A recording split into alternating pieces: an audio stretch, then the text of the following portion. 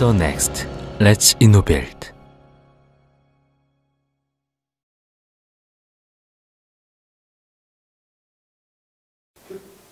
2020년 한국 철강산업과 2021년 전망을 맡은 스틸데일리의 손정수 국장입니다.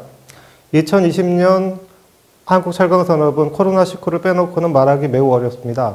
코로나의 영향을 얼마나 많이 받았느냐, 그리고 얼마나 빨리 극복했느냐에 따라서 업체별로, 제품별로 시황이 엇갈렸기 때문입니다. 한국 철강업체들은 2021년까지 코로나19의 영향에서 자유롭지 않을 것으로 보고 있고, 2022년 이후에나 정상 궤도에 진입할 것으로 보고 대책 마련에 부심하고 있습니다. 제가 오늘 말씀드릴 내용은 2020년 한국 철강산업과 이슈, 특히 철강 수요와 수익성, 그리고 2019년 이후 이어진 구조조정과 투자와 관련된 부분입니다. 그리고 2021년은 한국 철강 수요가 어떻게 될 것인지 제품별로, 그리고 어떻게 될 것인지에 대해서 주요 이슈별로 짚어보겠습니다. 2020년 한국의 주요 이슈에 대해서 살펴보겠습니다. 먼저 2020년 한국의 철강 수요 산업은 코로나19로 어려운 한 해를 보냈습니다. 8월까지 자동차 생산은 16.3% 줄었고, 조선 건조는 12.2%, 수주는 56.3% 감소했습니다. 주요 산업 중에서 건설만 지표가 소폭 개선되었을 뿐입니다. 한국 최대 철강 다소비 산업인 자동차의 경우에 2월부터 4월까지 코로나19로 자동차 공장이 가다서다를 반복했습니다. 특히 세계 자동차 부품 조달 체계가 코로나19로 무너지면서 중국산 와이어링 하니스 공급이 차질을 빚으면서 생산을 못하는 날도 많았습니다. 이러한 상황은 해외 공장에서도 벌어졌는데, 특히 현대자동차 북미 공장은 5월에 한 대도 생산하지 못할 정도로 매우 어려웠습니다. 다행히 정부의 자동차 소비 진작을 위한 개별 소비세 인하, 그리고 일단 신차 출시로 코로나19의 부정적인 영향이 감소하면서 시간이 가면서 점차 회복되고 있습니다.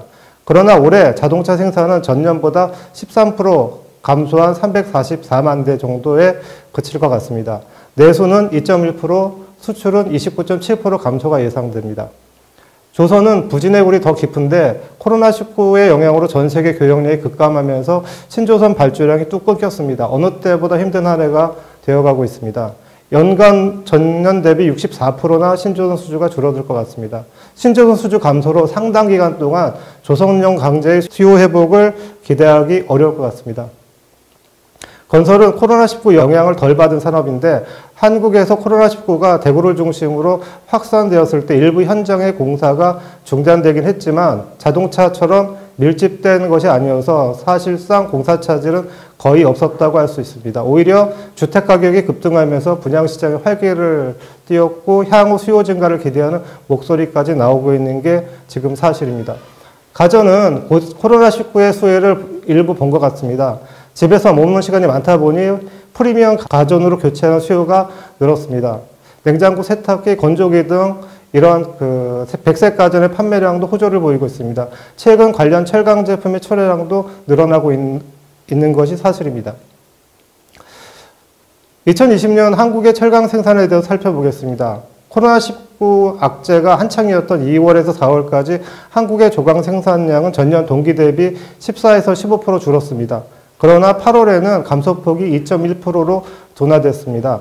8월까지는 누계 조강 생산량은 4,380만 톤으로 전년 대비해서 8.7% 감소했습니다. 조강 생산량 감소에는 포스코의 광양 3고로 합리화와 화입 지연이 가장 큰 이유로 보이는데, 광양 3고로는 5월에 개수가 끝났지만 코로나19로 자동차 중심의 수요가 감소하면서 이례적으로 화입을 늦췄고 7월 10일에 가동을 재개했습니다. 이외에도 자동차 경기에 민감한 특수각, 특히 세아베스틸은 6월에서 7월 기간 동안 2, 3주씩 공장 가동을 수시로 중단하는 등 생산량이 급감했습니다. 그 결과 4월에서 7월까지 유례없는 조강 생산 감소기를 보냈습니다. 다행히 7월 이후에 주문이 늘어나고 있고 수입도 많지 않아서 한국의 철강 시황은 빠르게 안정을 찾아가고 있는 모습을 보이고 있습니다. 다음으로는 가격 중심으로 살펴보겠습니다. 2020년 수요의 부침만큼이나 철강 제품 가격도 큰 변화를 보였는데, 아래 왼쪽 차트는 국산 열원과 철근, 오른쪽은 중국산 열원과 중국산 철근의 한국 유통 가격을 나타낸 것입니다. 보시다시피 철근은 코로나19 영향을 거의 없었던 것으로 가격 흐름에서도 확인할 수 있을 것입니다. 한국의 철근 가격은 코로나가 기승을 부렸던 3월부터 오히려 오르기 시작했고, 그리고 그 이후에 안정된 모습을 보이고 있습니다. 10월에는 연중 최고 가격인 67만 원까지 오른 상태입니다. 이에 맞춰 중국산도 반응을 하고 있습니다. 철근 가격이 코로나19 확산이라는 어수선한 경제와 사회 분위기에도 불구하고 크게 올랐던 것은 1분기 수익성 악화로 고전한 제강사들이 적극적으로 감산을 기반으로 할인을 줄이고 원가 반영을 위해서 가능한 수준까지 철근 가격을 올렸기 때문입니다. 생각보다 이익 구조를 안정시키겠다는 철근업계의 의지가 가격에 반영되면서 크게 올랐다라고 보시면 되겠습니다. 반대로 열연강판은 코로나 확산과 함께 가격이 크게 하락했습니다. 2월에 65만 원 정도 거래됐던 열연강판 가격이 5월 말에는 60만 원으로 떨어졌고, 가격이 8월 쯤에서 빠르게 회복된 것은 수요가 늘어나면서 수급이 타이트해졌기 때문이 첫 번째 이유이고, 두 번째로는 중국의 철강 수요가 증가하면서 철강 연원료 가격이 올라 원가 압박이 커지자 열연강판 가격도 함께 상승한 것이다. 이렇게 보시면 되겠습니다. 그렇다면 철강업계의 수익성은 어떻게 됐는지 고로, 전기로, 냉영 단합, 그리고 강관순으로 살펴보겠습니다. 수요 감소에 대한 부담과 원가 상승에 대한 압박으로 철강사마다 수익성 확보가 최대 현안으로 현재 떠오른 상태인데, 영원히 적자를 보지 않을 것 같던 포스코가 2분기에 별도 기준으로 1,085억 원 적자를 냈고, 영업이익률도 마이너스 1.8%로 떨어지면서 고전하고 있습니다. 앞에서 언급한 것처럼 주력인 자동차용 강판 판매가 급감하면서 수출과 내수에서 모두 어려움을 겪었던 것이 주된 이유입니다. 포스코의 2분기 판매량만 놓고 보면 776만 톤으로 지난해 2분기에 98만 4천 톤 줄었고 11.3%나 감소했습니다. 3분기에는 2,619억 원의 영업이익을 보였으며 4%의 영업이익률을 나타냈습니다. 회복되는 모습을 보이고 있지만 평소 분기에 1조 원씩 이익을 내고 있고 영업이익률 8, 9%를 보였던 것에 비해서는 아주 낮은 숫자라고 할 수 있겠습니다. 그나마 현대제철은 봉이역류 시장에 선전을 하면서 이익률이 다소 개선되고 있긴 한데 대체로 손익분기를 간신히 넘긴 수준이기 때문에 부진한 실적이 이어지고 있다고 보시면 되겠습니다. 하반기에는 가격 인상이 빠르게 추진되고 있고 원자재 가격 상승액을 제품 가격에 전가시키기 위한 노력이 한창이어서 수익성 개선이 이루어질 것이다 라고 보고 있습니다. 하반기에는 내수 시장을 중심으로 어느 정도 회복될 것으로 예상되고 있지만 상반기 부진의 골이 심해 올해 포스코의 영업이익률은 4% 정도로 축소될 것 같습니다. 지난해 8.5%에 비하면 절반 수준이다. 이렇게 보시면 되겠습니다.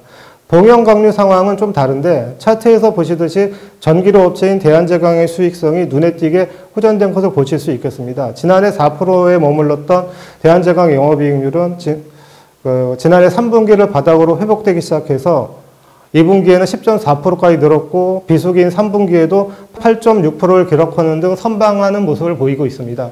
연간으로는 8에서 9% 정도의 영업이익률을 거둘 것이라고 전망됩니다. 철근 제강사의 이익이 크게 늘어난 것은 수요 감소에 대응해 적극적인 감산을 통해서 가격 주도권을 확보한 것이 주된 이유라고 보시면 되겠습니다. 그동안 제강사 이익에 부담이 됐던 할인도 사라지면서 수익성 개선이 크게 나아졌다 이렇게 보시면 되겠습니다. 냉연 단합은 고로사와 달리 좋은 성적을 거두고 있는데 코로나19로 수요가 급감하자 내수 시장은 물론이거니와 수입 시장에서도 싸게 여론코일을 살 수 있었던 기회가 늘어났습니다. 이에 따라서 롤마진이 크게 개선됐습니다. 실제로 KG동부제철의 경우 올해 상반기 460억 원의 영업이익을 거뒀습니다. 영업이익률로는 4.6%인데 지난해 연간 영업이익률 1.2%보다 4배가량 개선됐다고 보시면 되겠습니다. 현재 목표는 5% 정도를 잡고 현재 이익 향상을 추진 중에 있습니다. 냉연 단합의 경우 최근 열연코일 수급이 타이트해진 데다가 포스코의 가격 인상이 이어지고 있어 수익성 악화 가능성이 있지만 일부 냉연업체들은 올해 깜짝 실적을 발표할 것이라고 생각됩니다. 간과하는 수출과 내수에서 모두 부진한데 열연코일 가격이 올랐지만 제품 가격에 더디게 반영되고 있고 고객들의 반발도 매우 큰 상황입니다. 지난 몇 년간 미국의 수입 기조로 고통을 당하고 있는 강간사들은 코로나19까지 퍼지면서 수익성이 좀처럼 개선되지 않고 있는 상태입니다. 최근 철강 산업의 주요 현안 문제에 대해서 투자와 구조조정의 관점에서 좀 말씀드리겠습니다. 2019년 이후 한국 철강 산업은 크고 작은 인수합병이 진행됐습니다. 판주리에서는 동부제철이 KG그룹에 인수됐고 KG 동부제철로 재탄생했습니다. 스테인리스 냉연에서 박판업체인 대양금속도 새로운 주인을 찾았고 최대 일반 형광 생산업체인 한국특수형광도 매직홀딩스가 인수한 상태입니다. KG 동부제철은 재무구조 개선이 상당히 이루어지면서 새로운 성장 동력을 마련하기 위해 한창입니다. 특히 컬러강판 투자를 시작하는 등 20년간 미뤄두었던 성장 전략이 작동하기 시작했습니다. 한국특수형광도 매직홀딩스에서 성장 전략으로 70만 톤급 철근 아병기를 새로 내놓겠다고 발표한 상태입니다. 현재 다니엘리사와 설비 계약을 맺고 변신을 시도 중에 있습니다. 대한제강은 YK 스틸 인수에 최근에 주목을 받고 있는데 일본 야마토 고교가 한국 시장에서 철수를 선언하고 대한제강에 매각을 하면서 이루어진 인수합병입니다. 대한제강은 YK 스틸 인수에 철근 분야에서 현대제철, 동국제강과 함께 3강 체제를 구축하게 됐습니다. 향후 3년 내에 부산 공장을 폐쇄하고 당진 이전을 진행할 계획입니다. 철근 시장이 3강 체제로 새로운 경쟁 체제를 맞이하게 됐다고 보시면 되겠습니다. 이 외에도 현대제철이 수건이 H형광 투자를 올해 시작을 했고 동국제강, KG동부제철, DK동신도 컬러강판 설비를 신규로 가동하거나 재가동하겠다고 발표한 상태입니다. 마지막으로 코로나19가 확산되면서 한국 철강업계에서는 브랜드 마케팅이 강화되고 있는데 기존의 럭스틸, H코아를 넘어서 포스코가 건자재 시장에서 이노빌트란 신개념 마케팅을 시도하고 있습니다. 현대제철이 솔루션 마케팅을 시작을 했고 이외에도 세아창원 특수강이 공구강 분야에서 듀라, 두맥이라는 브랜드를 런칭했습니다. 코로나19로 영업에 대한 불안감이 가중되면서 비대면 영업, 브랜드 마케팅도 빨리 진행되고 있는 상태입니다. 차트를 보면서 올해 철강 수급에 대해서 좀 살펴보겠습니다. 생산은 전 제품에 걸쳐서 모두 감소했는데 제강은 8.7%나 줄었습니다. 가장 많이 감소한 제품 역시 자동차 관련 제품들인데 특수강 본강의 생산이 25.9%나 줄었고 판재료 중에서는 아인도 강판이 12.5%, 컬러 강판이 13.6% 줄었습니다. 국내 판매는 역시 특수강 본강이 25% 감소했습니다. 뒤를 이어서 전기 강판 16.4%, 냉연 광폭 15.3% 감소했습니다. 수출은 9월까지 5%가 줄었습니다. 역시 특수강 본강이 33.2% 감소했고 아인도 강판 15.7% 줄었습니다. 수입은 27.3% 감소했습니다. 본경광류가 30.3% 줄었고 판재료가 21.4% 감소했습니다.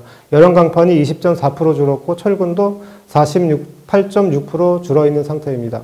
수출이 그나마 선방한 것은 중국으로 수출이 크게 늘었기 때문인데 9월까지 중국으로의 수출은 46.6% 증가했습니다. 반대로 수입은 28.8% 감소했습니다.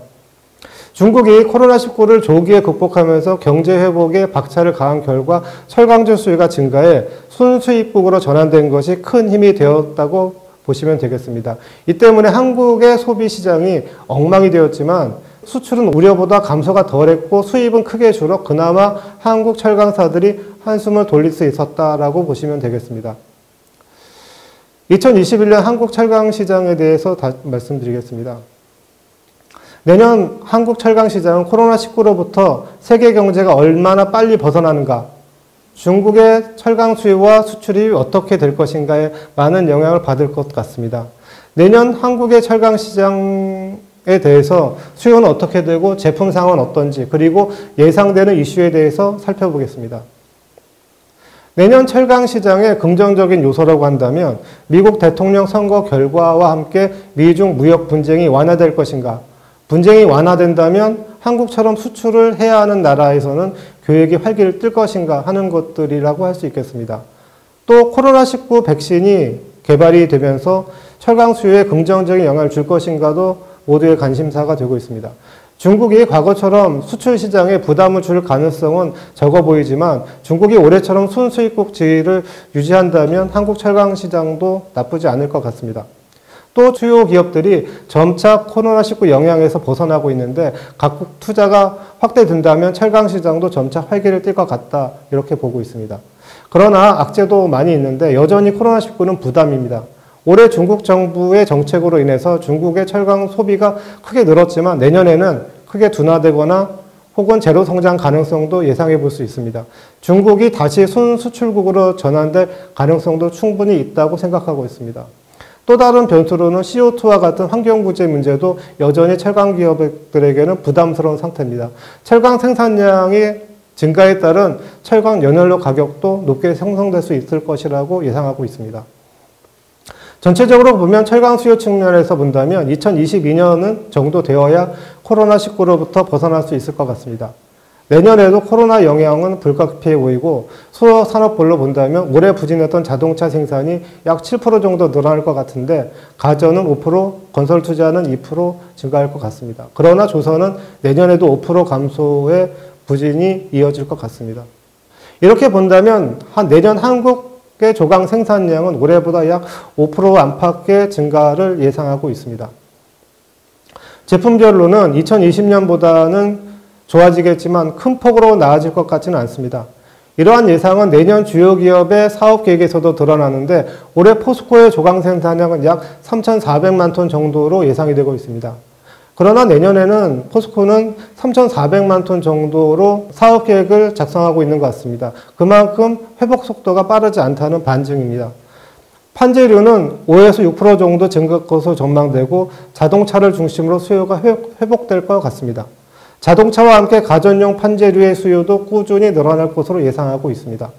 올해 판재료 대표 품목인 여름 코일의 국내 수요는 3천만 톤 초반대로 떨어지겠지만 내년에는 3,200만 톤대 중반으로 회복될 것으로 전망됩니다. 그러나 2018년에 3,460만 톤이나 2019년에 3,350만 톤에 비해서는 적을 것 같습니다. 수출도 해외 수요가 늘어나면서 평소 수준인 680만 톤 정도를 회복할 것 같습니다. 오히려 관건은 중국산이나 일본산 수입이 어떻게 될 것인가 하는 것인데 특히 중국산이 변수가 될 것 같습니다.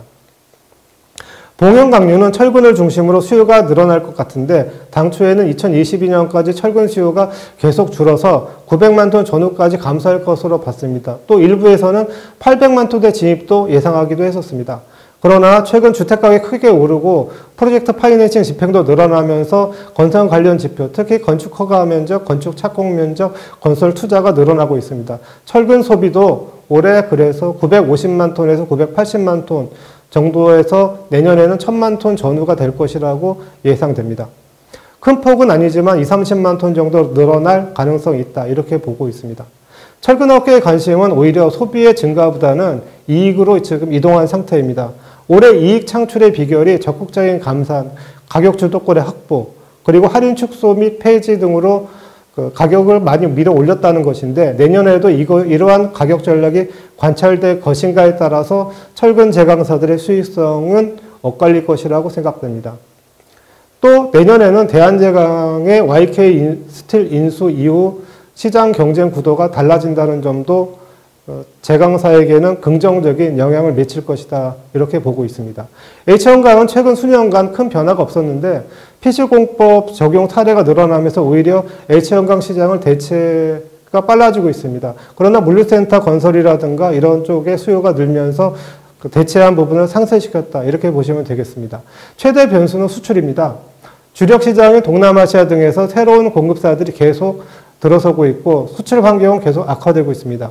수출 수익성도 이에 따라서 계속 떨어지고 있다. 이렇게 보시면 되겠습니다. 국내 시장은 약 260만 톤 전후에서 유지될 가능성이 크다. 이렇게 보시면 됩니다. 수출 감소가 내수 시장의 경쟁 심화로 이어질 것인가 아니면 철근처럼 감산을 통해 수익성 향상을 이룰 것인가가 현재 H형강 시장의 주요 관심사입니다. 또 다른 변수는 중국산 무역 규제의 연장 여부인데 연장이 된다면 현 시장 구조가 이어질 것이고 연장이 되지 않는다면 상당한 영향을 받을 것이다. 이렇게 보시면 되겠습니다. 2021년 이슈에 대해서 좀 살펴보겠습니다. 내년도 예상되는 이슈는 첫 번째, 수익성이 어떻게 될 것이냐. 두 번째, 코로나19와 비대면 영업이 어떻게 활성화될 것인가. 또 세 번째는 새로운 성장 동력은 무엇이고 통상 마찰은 어떻게 될 것인가 등이라고 생각됩니다. 특히 수익성은 한국 철강사 모두에게 가장 중요한 화두가 되고 있습니다. 수출이 많은 기업들은 수출 수익성을 어떻게 개선할 것인가가 주목하고 있습니다. 또 자동차, 조선, 한국의 철강 수요 기업들이 과점화되어 있어 이들 업체와 어떻게 협상력을 제고할 것인가도 관건입니다. 대표적인 사례가 조선유 후판인데 후판은 심각한 공급 부족 상황을 보이고 있습니다. 현대중공업그룹처럼 몇몇 기업에 대한 소비 의존도가 높아 철강사들이 가격 협상력을 갖기가 매우 어려운 구조입니다. 세계 경제 회복이 더디다는 점을 고려하면 수출도 관건인데 올해 수출 가격이 많이 떨어졌습니다. 1, 9월 철강제 수출 가격은 784달러 정도입니다. 이는 지난해 905달러에 비해서 크게 낮은 수준입니다. 수출 금액도 지난해 2053만 달러에서 올해는 1697만 달러로 떨어졌습니다. 수출량은 4.6% 감소했지만 수출 금액은 17.3%나 하락한 것입니다. 대표적인 수출 품목인 보통강 열연의 경우에 수출량은 지난해보다 18% 증가했지만 수출 금액은 3.6% 감소했습니다. 평균 수출 가격은 459달러인데 지난해 562달러에 비해 103달러 하락한 것입니다. 반대로 원료인 철광석은 1, 9월까지 수입량은 7.1% 줄었지만 수익 금액은 이보다 적은 5.0% 감소했습니다. 평균 수익 가격이 93달러로 지난해보다 2달러 올랐습니다. 수출 감소도 감소이지만 수출 수익성이 나쁠 수밖에 없는 구조가 된 것입니다. 세계 철강 무역 분쟁이 변수이긴 하지만 세계 경제가 다소나마 회복된다면 수출 수익성도 다소 개선되지 않을까 하는 게 저의 생각입니다. 두 번째 이슈는 코로나19인데 코로나19 확산이 한국 철강 업계에 준 충격은 생산 판매에 국한된 것이 아닙니다. 재택근무의 확산에 따른 노사관계, 코로나로부터 생산을 어떻게 보호할 것인가, 고객 접점 관리와 비대면 영업의 중복성이 부각되고 있습니다. 특히 한국 시장에서는 그동안 철강 전자상거래가 매우 제한적으로 이용되고 있습니다. 최근 비대면 영업의 일환으로 전자상거래를 고민하는 분위기가 확산되고 있는 것이 사실입니다. 물론 한국 철강 시장은 중국 등과 달라 전자상거래가 정착되기에는 많은 난관이 있는 것이 사실입니다. 그러나 코로나19가 철강업계에 던져진 화두는 철강업계도 바이러스에 취약하다는 것이고 우리 모두 코로나와 같은 재난 상황에 대비해야 된다는 것입니다. 이러한 점에서 각 기업들이 고민이 깊어지고 있는 것 같습니다. 세 번째는 통상 마찰과 관련된 것인데 내년도 한국 시장의 중요한 화두가 될 것입니다. 포스코를 중심으로 스테인리스 판재에 대한 AD가 현재 진행 중이고 또 현대제철과 동국제강은 중국산 H형강의 AD 무역 규제 연장뿐만 아니라 베트남산, 바레인산 등 해외 수입 H형강에 대한 신규 규제도 검토하고 있습니다. 올해 포스코는 일본산 열연 코일이 저가로 유입되면서 AD를 검토할 수 있다는 태도를 보이기도 했습니다. 물론 실현되지는 않았지만 한국 철강사들은 수출 비중이 높아 대체로 수입에 대해서는 그동안 호의적이었습니다. 그러나 한국 시장이 축소되고 있고 수출 환경이 악화되고 있습니다. 한국 철강사들도 수입에 호의적일 수밖에 없는 상황이 된 것입니다. 무역 분쟁이 늘어날 수밖에 없는 구조가 된 것입니다. 한국에 수출을 하고자 하는 해외 업체들은 이 점에 주의를 기울여야 할 것입니다. 네 번째 이슈로는 새로운 성장 동력을 발굴하는 것인데 포스코와 현대제철 등 국내 주요 기업은 신에너지 사업에 대해서 고민을 하고 있습니다. 규모의 경제를 확보하기 위해 동종사 인수를 검토하는 경우도 늘어나고 있습니다. 또 신규 사업에 대한 진출도 모색이 계속 이어질 것 같습니다. 마지막으로 한국 철강 산업은 수요의 감소와 공급 과잉으로 어려운 시기를 보내고 있습니다. 올해는 코로나까지 겹치면서 더욱 혼란스러운 상태입니다. 내년에는 올해보다 나을 것이라고 예상하고 있지만 크게 좋아질 것 같지는 않습니다. 그래도 코로나19의 조기 종식과 세계 경제가 활성화된다면 한국 철강 기업들도 활기를 찾지 않겠나 기대해 보고 있습니다. 이상 제 발표를 마치겠습니다. 감사합니다. 첨단 건축 기술의 결집으로 이루어진 초고층 초대형 빌딩. 그러나 눈에 보이는 화려함이 건축물의 안전을 보장하지는 않습니다. 중요한 것은 보이지 않는 곳에 있습니다. 건축물의 기본이자 중심인 골조. 골조는 건축물의 핵심입니다. 만약 골조가 안전하지 않은 건축물에 예상치 못한 큰 지진이 발생한다면 어떠한 일이 일어날까요? 지진이 시작되었습니다. 땅이 흔들림에 따라 건축물도 이에 반응하여 흔들리기 시작합니다. 유리가 사방으로 위험하게 쏟아지고 가구가 넘어지며 물건들이 떨어집니다. 순간 강력한 진동에 의해 골조에 큰 변형이 나타났습니다. 왼쪽에는 H코어 강제를 적용한 강기둥 약보 골조이고 오른쪽에는 일반 강제를 적용한 약기둥 강보 골조입니다. 일반 강제를 적용한 구조물은 하부층의 기둥들에 소성 힌지가 발생하여 구조물이 심하게 뒤틀리며 끊어지기 시작합니다. 반면 H코어를 적용한 구조물은 구조 부재에 부분적인 충격은 있지만 안정적으로 건축물을 지탱합니다. 왜 이런 차이를 보이게 되었는지 전문가에게 물어보았습니다. 일반 강제를 적용한 건축물의 경우 설계자의 의도와는 다르게 보의 강도가 기둥의 강도보다 크게 되어 기둥이 먼저 항복하였고 이에 따라 특정 층이나 전체 건물의 붕괴가 야기될 수 있는 상황이 발생하였습니다. H코어는 일반 강제와는 다르게 엄격한 품질 관리와 강도 관리를 통해 설계자의 의도를 정확히 파악하여 내진 성능을 높일 수 있는 제품이라고 생각합니다.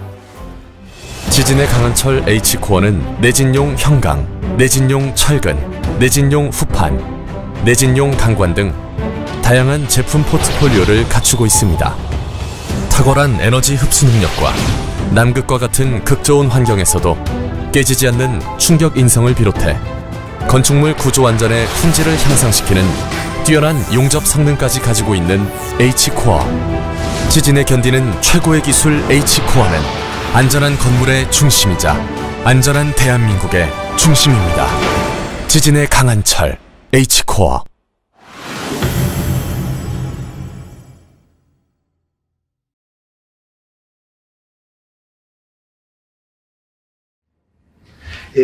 鉄工新聞の高田と申します。本日はプレゼンテーションの機会をいただきまして誠にありがとうございます。日本の鉄鋼業は今、新型コロナウイルスの影響を受けて非常に厳しい状況に直面しています。一部で回復の兆しも現れていますが、まだ予断を許さない状況です。本日は日本鉄鋼業の現状と今後の見通しと題し、新型コロナウイルスによる影響を中心に日本鉄鋼業の現状を確認してみたいと思います。本日のプレゼンテーションの内容がページ2に入っております。まず、日本鉄鋼業の現状を簡単にご説明した後、トピックスとして高炉メーカーの構造改革、輸出、電炉スクラップの3点について最近の動向を紹介したいと思います。まず、3ページのスライドをご覧ください。このグラフは月間の粗鋼生産量の推移です。折れ線部分は1日あたりの粗鋼生産量です。これを見ますと、月間の生産量が減少し始めたのは昨年2019年の夏頃からです。新型コロナの影響を受けた2020年4月、生産量はさらに減少しますが、実は生産源が鮮明になったのはコロナ以前からでした。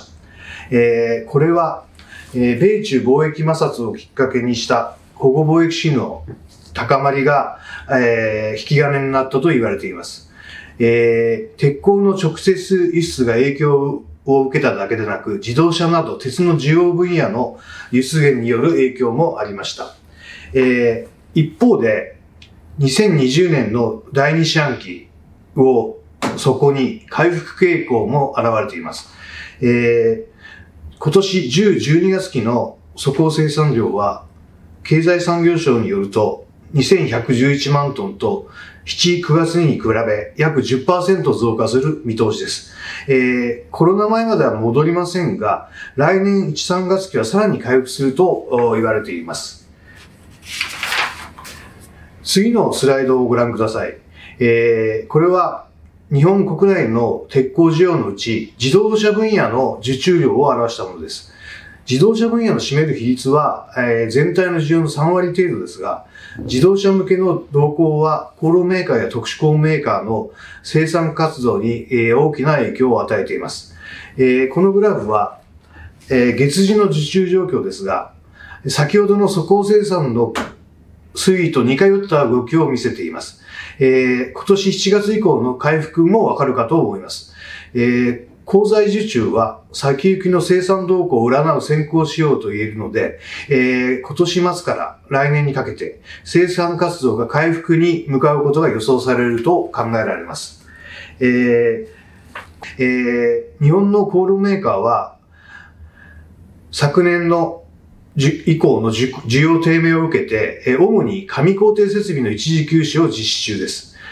新型コロナによる需要急減はこうした動きを加速させています。5ページ目は上工程設備の現在の稼働状況です。日本製鉄、JF スチールの大手2社は複数の航路でいわゆるバンキング、これは一時休止と言われていますが、実施しております。ここに来て自動車向けの需要回復が出てきたことで、休止中の航路を再稼働する動きが出ております。この辺も表に示してあります。一方で、新型コロナの影響とは直接関係ありませんが、大手2社は、生産構造の見直しにも着手しています。例えば日本製鉄は、今年初めに呉製鉄所の閉鎖計画を発表しました。この辺の情報は6ページ目のスライドに、まとめてありますのでご覧ください。次に、日本の鉄鋼輸出の現状と見通しについてお話ししたいと思います。まず最初に、今年の日本の鉄鋼の輸出量はどれぐらいの数字になるのか。それをお話ししますと、今年はおそらく3200万トン程度になると予想されます。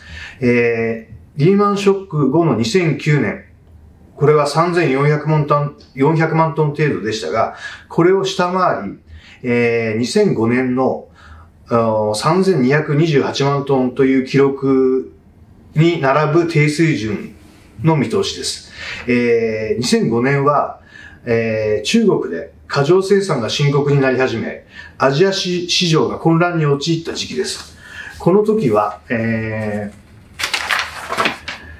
国内需要が、日本国内の需要が堅調だったため、日本の鉄鋼メーカーも輸出を減らして国内販売を優先する動きを見せました。これは月間の輸出量の推移です。これを見ますと、新型コロナウイルスの影響が深刻化した今年4月から、急速に減少していることがわかります。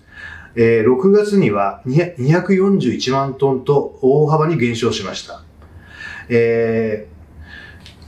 直近では2019年の1月から2月にかけて同じような輸出水準でしたが、一方でコロナの影響は徐々に緩和し、7月からは輸出の引き合いも増えています。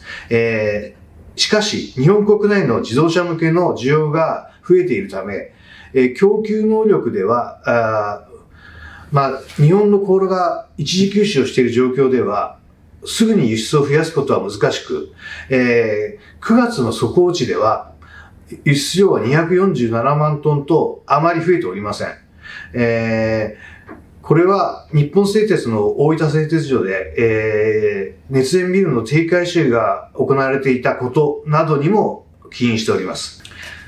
次に9ページのスライドをご覧ください。これは主な向け先別の輸出量です。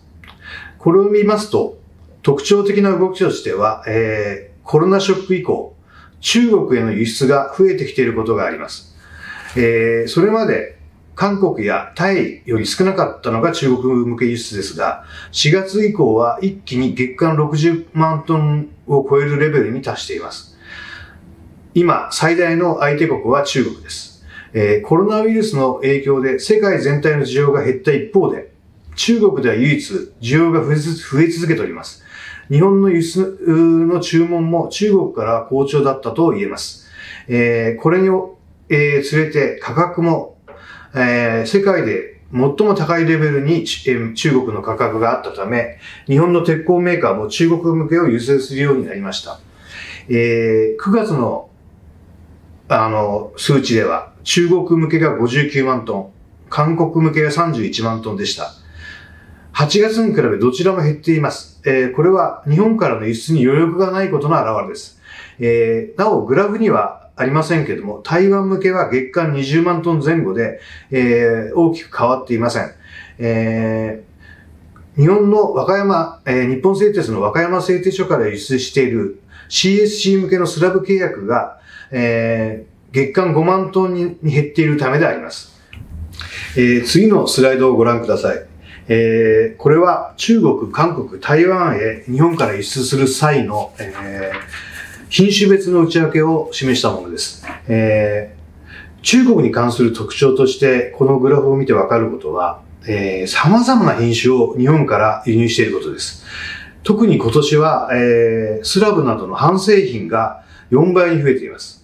また、ホットコイルも1月から8月までの累計で82万トンと約2割近く増えており、現状では韓国向けのホットコイル輸出を上回っております。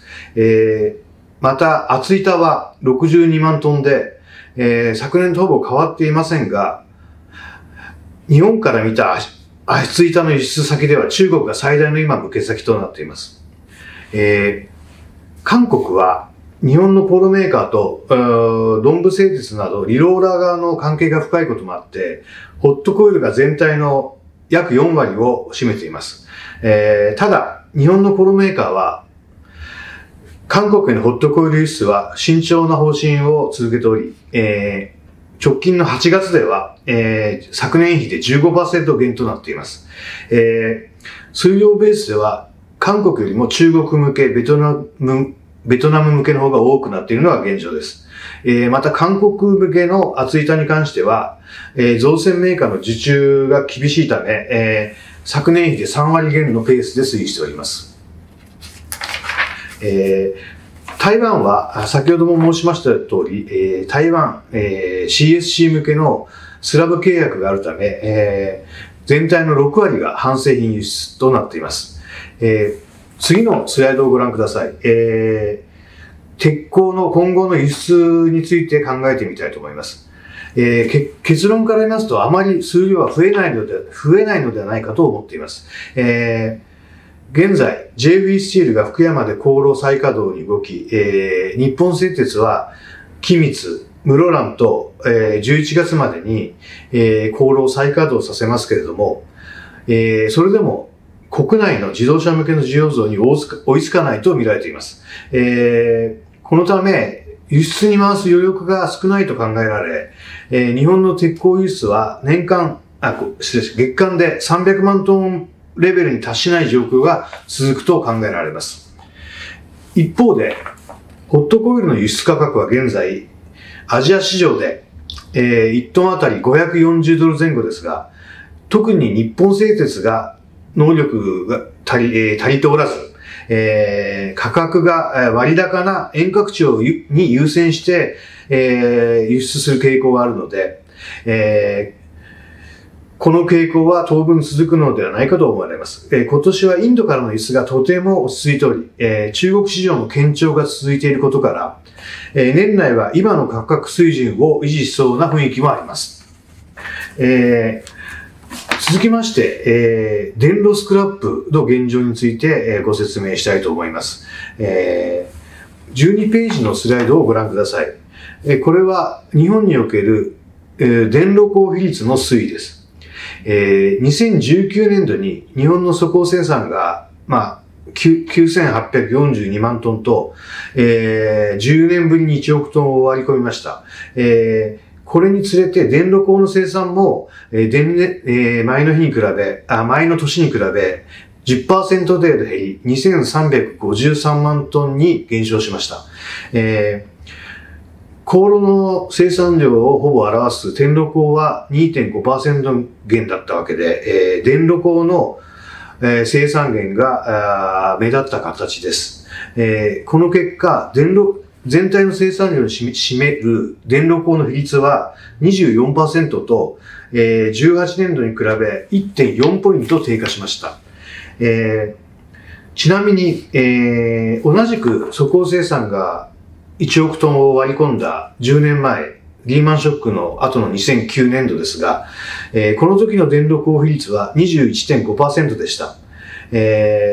それに比べると2019年度の、比率の低下は小さかったとも言えますけれども、かつて90年代までは電力消費率は3割 30% を超える、レベルにありましたので、今、電力消費率は依然として低水準にとどまっています。高炉生産が多いという日本の現状が続いているわけです。次の12ページのスライドをご覧ください。日本の電力消費率が低い理由は、電炉メーカーの生産品種が建設用鋼材、特に鉄筋紡鋼に偏っていることが挙げられます。鉄筋紡鋼は、建設現場への迅速なデリバリーが求められており、現地で作り、現地で出荷するという地産地消型の、性格が強い製品です。そのため、全国各地にメーカーがあり、これが、電力鋼生産の半分を占めております。12ページのグラフは、鉄筋紡鋼の需要の推移を表したものですが、人口の減少を背景に、ここ数年は縮小が避けられない状況となっています。普通高電力工業会によると、今年度、2020年度の鉄筋紡鋼の国内需要はです。前の年を、7% ほど下回り、681万トンになると見ております。鉄筋の国内需要が700万トンを下回るのは、実に44年ぶりのことです。この電力工業会の予測は、新型コロナウイルスの影響に加え、東京五輪が1年延期になったことも織り込んでおります。次のスライドは、昨年以来の鉄スクラップの価格の動きです。先ほど申しましたように、鉄筋の内需が44年ぶりの低水準になる中で、電炉メーカーは、非常に採算の悪化、収益の悪化に危機感を強めています。この主な原因が主原料である鉄スクラップの価格の上昇傾向です。新型コロナウイルスの感染拡大によって不安心理が広がり、鉄スクラップの価格は今年の1月下旬頃に一旦急落しましたが、その後は輸出が戻り始めたことで、上昇に転じ、日本で4月に政府が緊急事態宣言を発した後は、経済活動の停滞によってスクラップの発生量が大幅に減少し、ないもの高の様相を呈しました。現在も発生量は通常の8割程度と言われています。一方で、ベトナム向けなどの輸出は好調で、今、日本のスクラップ価格は2万円台の後半まで、上昇しております。新型コロナが感染拡大が表明した当初、電炉メーカーは、製品需要が落ち込むのではないかという懸念を持ちました。また、例えば、日本の建設現場で新型コロナの感染者が発生し、工事を一時中断する動きなどがあったためです。一方で、緊急事態宣言が出た4月以降も、東京を中心に首都圏の建設工事は、予想に反して計画通り進められ、特に電炉メーカーの製品出荷に大きな影響はありませんでした。むしろ、新型コロナの感染拡大が鉄スクラップの発生源という状況を招き、結果的にスクラップ高という状況になっているのが現状です。次の15ページのスライドは、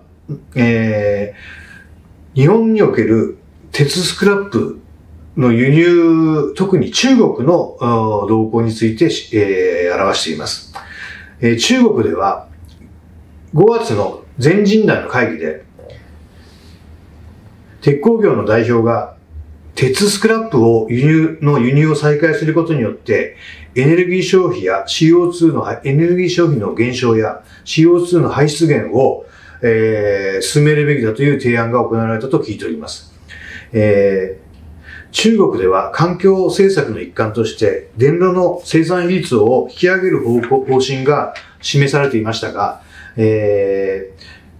こうした政府の方針に沿って鉄スクラップの輸入が今後増えることが見込まれています。次の16ページのスライドは日本の中国向け鉄スクラップ輸出の動向です。中国は、2018年末に、雑品など、いわゆる低品のスクラップの輸入を禁止しました。もともと中国向けのスクラップ輸出の大半は雑品だったわけですが、この規制に伴って、翌2019年1月から鉄のスクラップの輸出が大幅に減少しました。さらにその年の7月には、鉄スクラップの、コードに該当する、HS コード6品目も輸入制限の対象になったため、現在、日本から中国向けの鉄スクラップの輸出は月間1000トン前後と極めて低い水準となっています。こうしたことを受けて次のスライドでは、鉄スクラップの、価格、今後どうなるかということをちょっと予測してみたいと思います。現在、中国による鉄スクラップの輸入再開の動きが出ております。詳細はまだ不明ですが、とりあえずは、いわゆる上級スクラップ、日本でいう新立ちスクラップなどの輸入が再開されるのではないかと見られています。いわゆるこの新立ちといった上級スクラップは、日本の鋼炉メーカーも調達を増やす傾向にありまして、もともと日本の電炉メーカーは、H2 などのローハイスクラップの購入が中心なので、いわゆる上級スクラップの購入量はさほど大きくありませんが、上級スクラップの価格上昇が H2 などヘビースクラップの価格に波及していくことが予想されています。つまり、現在、日本の鉄スクラップ市場は、市中発生量が通常の8割程度に落ち込む中、輸出が比較的堅調に推移。その上に中国向けの輸出が再開するとなれば、一気に国内価格が上がることが予想されます。現状では、今2万円台後半の価格が3万円を突破する可能性も十分にあると言わざるを得ません。結果として電炉メーカーは、今年度下期の、採算悪化を非常に危惧する状況となっております。以上3点ほどトピックスをご紹介させていただきましたが、それを踏まえてまとめです。米中貿易摩擦をきっかけとした世界的な保護主義の動きに続いて新型コロナウイルスの、影響があり、日本の鉄鋼需要は2009年のリーマンショック、もしくはそれを下回る状況まで落ち込んでいます。自動車向けなど一部需要分野には回復の兆しが出ていますが、新型コロナの感染収束の見通しはまだ立っておりません。そうした中で日本の鉄鋼メーカーは2019年、20年と2年続けて厳しい経営環境に直面しました。今年度下期は生産回復に伴い一定の収益改善が見込めると思いますが、しかし鉄鉱石価格の高止まりや先ほどお話ししました鉄スクラップの価格上昇含み、こうした現状を考えると、引き続き収益状況は楽観を許さない状況です。先ほど申しました通り、内需の回復傾向とは別に輸出環境はまだ厳しい状況が続くことも予想されます。このため、日本では鋼炉の大手2社を中心に引き続き、生産拠点、生産体制の見直しなど構造改革を進める動きが継続すると思われます。以上、簡単ではございますが、私のプレゼンテーションとさせていただきます。ご清聴ありがとうございました。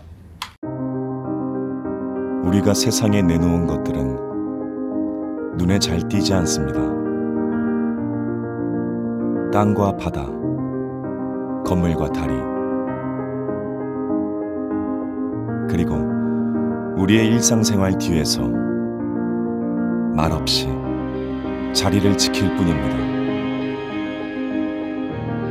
철, 평범한 삶을 지탱해주는 가장 근원의 재료.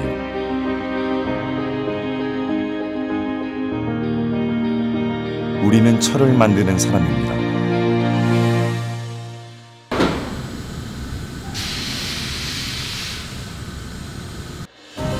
세상의 기초를 만든다는 자부심이 우리를 가슴뛰게 합니다.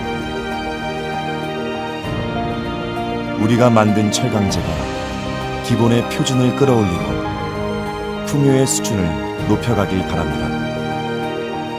그것이 우리가 생각하는 철의 역할입니다. 우리는 철을 만드는 사람입니다.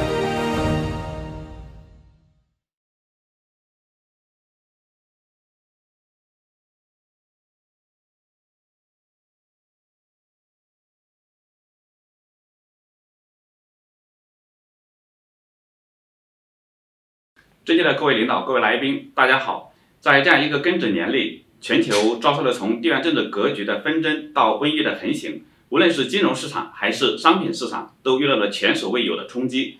美国股市10天4次熔断，全球大宗商品价格指数最低达到316.68点，创了比2016年一季度和2008年4季度更低的水平。WTI 原油期货这个价格呢，甚至创了负的37.63美元每桶的罕见纪录。然而，顽强的中国人民不但战胜了疫情，还创造了经济正增长0.7%的爬不过坎的奇迹。接下来呢，我代表上海钢联从3个方面向与会嘉宾呢做一个简要的报告。首先呢是回顾今年以来的中国钢铁市场，其次是展望2021年中国钢铁市场，最后呢展望一下中国中长期钢铁市场的前景。回顾2020年以来，中国的钢铁市场可谓是爬不过坎。截止10月16号，现货市场钢材综合价格呢均价下跌了4%或118至3870。那10点的价格呢是4042，中厚板均价跌3%或152至3796， 10点价格3937。热轧呢均价跌3%或132至3720， 10点的价格是3895。均价的重心近年来呢不断的降低，但底呢就是在今年有抬高之势。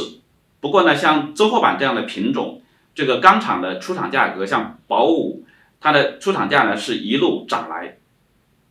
2020年中国钢铁市场运行的特点很多，比如进口大增，出口呢大降，铁矿石价格呢创了2014年以来的新高，板材价格呢强于长材的价格等等。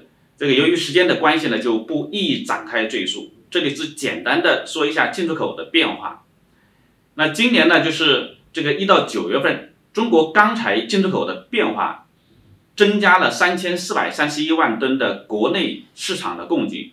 那从11月起呢，海外市场的压力会减轻。那中国今年的这个进出口的这个市场呢，不仅仅在成品材的这一端呢，就是发生了很大的一个变化，就增加了大量的进口，减少了出口。而且呢，就是在半成品方面，像钢坯，还有这个就是这个生铁啊这方面呢，也是有大量的进口。那前9个月呢，就是生铁就进口了385万吨，这个比去年同期呢是多进口了356万吨。那钢坯呢，更是进口了1417万吨，比去年同期呢就是多进口了1279万吨。那应该讲这些产品的大量的进口，毫无疑问就是明显的增加了国内供给的这个压力。那其次呢，就是我们这个展望一下2021年的中国钢铁市场。这个我们认为呢，就是只要不发生经济或者金融危机，在各国大量财政与货币政策的刺激下，中国钢铁市场有望在周期切换中实现底抬升的这样的一个走势。那首先呢，我们看一下这个全球和中国的宏观。那今年呢，中国的这个宏观经济应该讲从 GDP 的这个角度来看，有望呢实现就是这个一定的正增长。那我们预计呢，这个增长大概是在 2.4 左右。那预计2021年呢，中国的经济呢持续的回升，增速呢有望达到 8% 左右。明年的一季度呢，中国的经济有可能会达到 15% 的一个增长。那全球呢，就是经济增长呢，在今年呢大幅的这个萎缩之后呢，明年应该讲就是有一个这个显著的一个反弹。根据 IMF 的一个就是预测，明年呢全球的经济增长呢有望呢就是实现一个就是比较高的一个增长达到呢 5.2% 的这样一个水平。那高盛呢就是也预计呢就是明年全球的经济增长有望达到 6.6% 的这样一个水平。那我们从这个就是目前的各个国家的这个 PMI 的数据来看的话，也都呢处于这个就是这个大都处于这个扩张的这个态势，而且呢就是有一些国家或地区呢这个 PMI 呢在持续的这个扩张。根据国际钢协的一个预测，2020年全球钢铁呢这个需求将萎缩 2.4%， 下降至 17.25 亿吨。这个2021年的全球钢铁需求量将恢复至 17.95 亿吨，同比呢增长 4.1%。这个国际钢协预计呢，就是中国明年的钢铁的需求呢，就是维持一个平稳的态势。那我们钢联呢也预计，明年中国的钢铁供需基本上也保持一个就是平稳的这样一个态势。更长的一个周期，那我们至少看呢，就是有3个周期呢，就是处于这个切换发展的这个时间窗口。那最短的2到4年的这个基金周期，它的一个主要的影响的变量是财政与货币政策。那我们注意到呢，就是从2019年开始，全球有许多国家和地区呢就出台了大量的财政与货币政策。那今年呢，受疫情的冲击，更是出台了就是更多的力度更大的一些财政与货币政策。那我们这个从这个就是商品的这个就是库存的这个周期来看，2000年以来，中国的库存呢经历了6轮的周期。而在过去的6轮周期里，最长的一轮是这个包括08年的金融危机在内的这个就是这个周期，它的最长的时长是45个月，而我们这一轮周期经历了46个月了，是吧？所以我们预计呢，就是这个新的一轮库存周期呢，可能早的话在今年的4季度，晚的话在明年的上半年会到来。那从这个就是朱格拉的周期来看的话，这个周期呢又叫固定资产投资周期。固定资产投资周期呢中的这个固定资产投资是存货周期转折点的一个决定性的因素。那这个7到11年的这个投资周期与机器和设备的这个方面的投资呢波动关联。固定资产方面的这个投资包括这个资本货物，像这个就是机器设备、建筑物、船只和飞机等等。那从另外的一个角度看，朱格拉周期也是技术升级产生的设备投资或者设备更新周期。随着人工智能和5G 技术的发展，生产技术这个改造升级以及国内外需求的回升，2020到2021年全球的固定资产投资正处在新一轮的朱格拉周期的这个底部，对工程机械等设备需求形成强有力的一个支撑。所以呢，我们这个展望中国的未来的这个就是这个钢铁的需求，应该讲制造业用钢呢将会进入到一个新的时代这个领域。那从我们跟踪到的今年的中国的船舶这一块的发展来看的话，今年呢毫无疑问就是受到疫情的冲击，那整个船舶业这一块的话呢，就是造船用钢这一块是有所下降的。那明年呢，就是我们预计这个应该讲就是我们整个造船用的钢呢，就是会环比有一个增长，但是呢，增幅呢可能还是相对有限的。那工程机械这一块的话呢，应该讲中国在这2年呢，整个工程机械的用钢方面呢，出现了持续的一个大幅的一个增长。那今年呢，就是像挖掘机这样的一个品种，它的这个就是这个销量呢，有望突破30万吨同比这个增长呢25%左右。而这个就是这个我们从目前的中国的经济以及全球的这个经济复苏的表现来看，中国呢就是明年整个工程机械呢就是仍然会维持一个就是这个增长。那其中的这个就是像挖掘机、装载机等工程机械呢，就是销量这个它的增长呢可能有望保持3%左右的一个水平。那还有像这个工业锅炉等等这些东西的话，就是这个我们也认为呢，就是明年呢就是这个大概有一个3%左右的一个增长。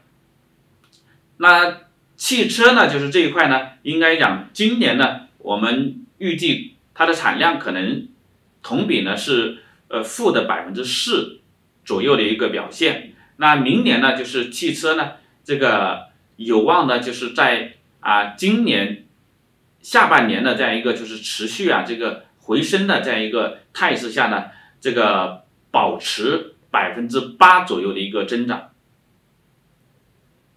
还有这个钢结构这一块，也是我们近年来用钢的增长的一个重要的领域。我们预计呢，就是2021年呢，钢结构呢有望保持10%左右的一个增长。所以呢，就是从这些角度来看我们无论是这个中厚板还是热轧板转等等，明年呢就是这些板材的这个需求量都会有一定的这个增加。那今年呢，就是前10个月，根据我们钢联统计的一些数据来看的话，这个钢厂呢高炉的这个产能用率呢，大概是在77.2%的这样一个水平，同比呢是提高了1.1%。这个2021年呢，就是我们调查下来呢，仍有这个新增的高炉投产。那全国钢厂高炉呢，这个就是生产的这个受到的影响可能会比2020年要小，产能用率呢就是会维持在79.4%的这样一个水平，这个较2020年呢就是提高了1.5个百分点。同时呢，我们也预计2021年的这个出口呢，就是会有所增加，进口呢应该讲会有一个就是这个明显的一个下降。所以呢，总体上预计呢，2021年中国的粗钢的产量呢，将有可能达到10.4亿吨，同比呢就是增加1000万吨左右。那从这个就是这个具体的品种的角度来看，今年前10个月呢，中厚板的这个产能用率呢，较去年同期是高了4.3个百分点。这个明年呢，中厚板的这个产能这个就是这个几乎没有新增，整体的产量呢，就是或略高于2020年，增幅呢，这个可能在1%左右。今年的这个就是热转产能用率呢，前10个月呢，就是它的一个数据呢，比去年同期呢是低1.4个百分点。那今年呢，就是前10个月呢，热转新增的产能呢1500万吨左右，那世界的大概还有1200万吨的这个投产，保守的估计今年呢就是这个热轧的新增的产能呢，或在2100万吨左右。那明年呢，可能继续有1400万吨左右的一个产能的增加。那产量这一块呢，就是有望增加1000万吨左右。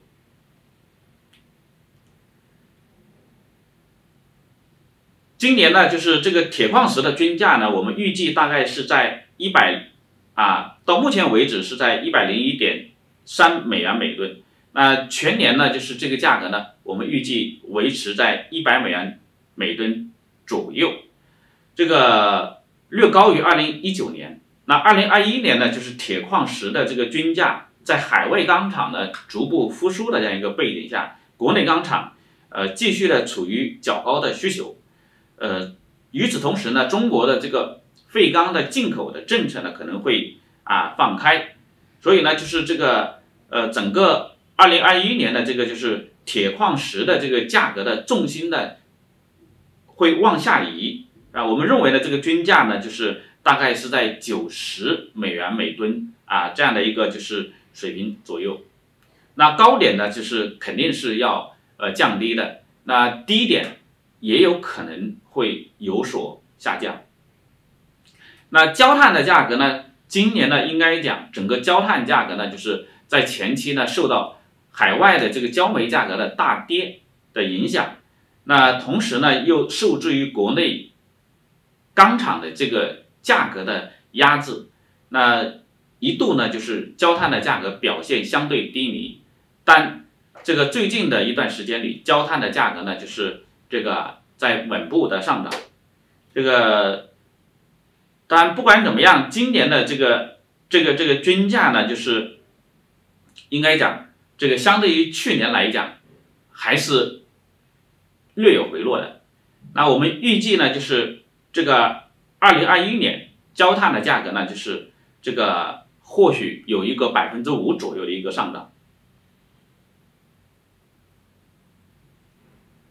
那这个主要的钢材品种的价格，那我们基于呢就是这个周期的切换，还有呢就是这个流动性的这个变化来看这个预计呢2021年钢材综合价格呢就是这个稳中有涨，那最高价格呢就是也有望抬升，最低的价格也有望抬升价格的波动的幅度呢可能会加大而且呢就是这个不同的品种不同的区域价格呢还会有明显的一个分化。每当这个差值呢就是在收窄的时候呢，钢价都有一个回升。而从右边的两张图来看的话，这个 M1 减 M2 的这个就是数据这个差值跟钢价的这个同比的变化有非常好的一个相关性，这也是我们就是判断明年的整个钢价呢可能稳中有涨的一个非常重要的这个理论依据。那最后呢，就是我们就中国钢铁市场的中长期的这个市场呢做一个非常简要的一个展望。这个应该讲呢，就是中国的钢铁市场是全球市场密不可分的一个重要的组成部分。也因此呢，尽管这些年来呢，经济全球化、一体化受到巨大的冲击的这样一个背景下，但呢，相互之间呢仍是有着相互关联和影响。也因此呢，中国的中长期钢铁市场这个在未来呢一段时间里还会面临诸多的挑战。那我们认为呢，这个挑战呢主要有这样几个方面。一是呢，就是中国钢铁行业的这个负债率仍然是普遍的过高。2019年12月份，中国钢铁行业的这个资产负债率呢是 61.91%， 但2020年9月份这个9月末负债率呢回升到了 63.3%， 有一些企业呢它的这个负债率呢仍然处在 75% 或以上的这样一个高位水平。二是呢，就是产业集中度呢仍然过低。2019年我国呢这个就是钢铁行业前10位企业的产业集中度仅仅是 36.8%， 那1000万吨级以上的钢铁企业的集中度也也仅仅只有 52.38%， 产量排名前4的钢铁企业产业集中度仅为 21%， 与欧美日韩等国产量排名前4的钢铁企业集中度超过 60%， 这个相差太远。3是呢，就是这个需求将可能在未来的不久迎来这个峰值，这个4是呢，就是冶金原材料市场呢高度依赖海外的这个市场。这个5是环境约束越来越高，相应的主要的对策的措施，一是呢，通过效率变革来提高这个盈利的能力，这个降低负债；二是呢，加快企业兼并重组，无论是国有的保五还是呢就是民营的建融，都开启了国内钢铁行业大规模兼并重组的序幕。3是积极开展结构新调整，不仅是区域性的，还包括呢就是品种性的结构调整。4是积极优化内外2个市场配置。5是呢，通过技术提升、设备改造来满足环境的约束。企业要进一步加大环保投入和环保技术创新。无论如何，中国钢铁行业在“十四五”期间有望进一步提升综合竞争力，为继续引领全球钢铁行业的发展呢做出贡献。尊敬的各位领导、各位来宾，中国钢铁行业在“十三五”期间通过积极实施供给侧结构性改革，取得了翻天覆地的新变化，为在全球范围内的去产能做出了不可磨灭的贡献，也为中国“十四五”的行业发展奠定了良好的基础，从而助力实现中国经济双循环的发展路径，并且为全球经济的可持续发展做出应有的贡献。最后，感谢各位聆听，我的报告到此结束，谢谢大家。SEA Best Steel.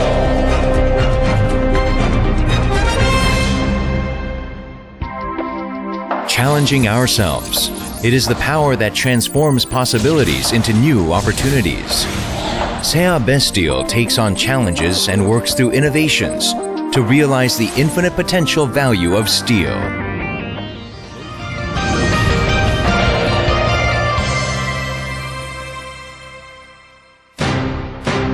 Creating new values. That is just another step in the process of becoming the best. SEA Best Steel has set the world-class quality standard by continuously developing innovative manufacturing processes and building optimum automation systems. The burning passion of SEA Best Steel is boiling at 1,600 degrees Celsius.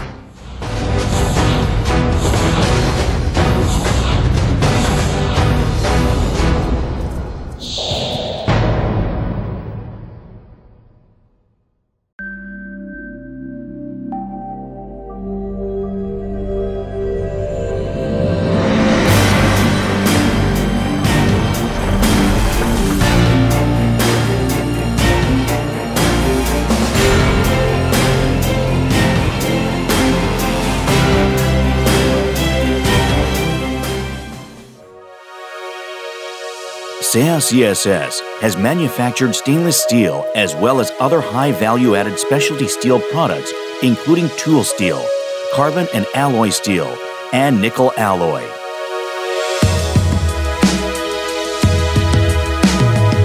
With our less than 0.1 millimeter precision controllable RSM, DST, which minimizes mechanical property deviation via heat treatments and other special equipment. 우리는 세아창원 특수왕입니다.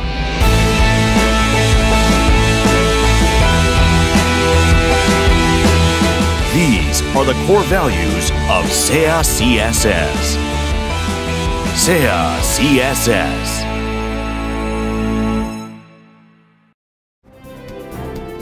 달구고 두드려 더 단단하게. 그 단단함이 일생을 더 풍요롭게. 동국산업은 철의 생활의 편리함을 함께 녹입니다. 뛰어난 품질, 무한한 가능성을 바탕으로 동국산업은 아름답고 안전하게 세상을 지탱하고 바꿉니다. 세상에 없던 새로운 철을 끊임없이 발견해 나가는 50년 노하우를 통한 세계 최고의 냉연 특수강 전문 기업 동국산업. 오늘도 우리는 철강 신세계를 열어나가고 있습니다. 동국산업은 철의 강인함과 안전을 생각하는 따뜻함으로 언제나 우리 삶 아주 가까운 곳에서 함께하고 있습니다. 동국산업은 앞으로도 철의 영역을 뛰어넘는 다양한 기술 개발과 도전으로 새로운 기업 가치를 만들어 나갈 것입니다.